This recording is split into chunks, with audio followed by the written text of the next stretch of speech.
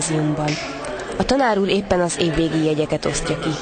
Fegyelmezni a mai tínédzsereket nem könnyű dolog, csak az a pedagógus próbálkozik meg vele, aki igazán elhivatott.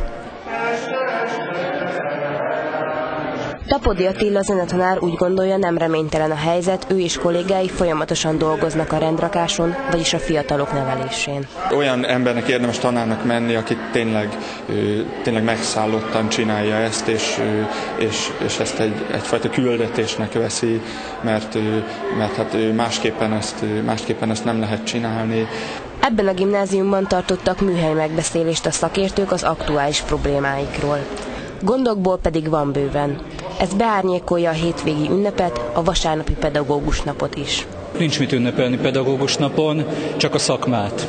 A pedagógusokat az elmúlt egy évben ugyanis csak sújtások érték. Ugye az elmúlt egy évben megszűnt több mint 8000 kollégánk állása, megszűnt több mint 10 000 álláshely, vagyis új kollégák felvételére gyakorlatilag nincs mód. Ezért aztán a bent maradt oktatóknak megnövekedett a munkaideje, a fizetésük reálértéke viszont 10%-kal csökkent.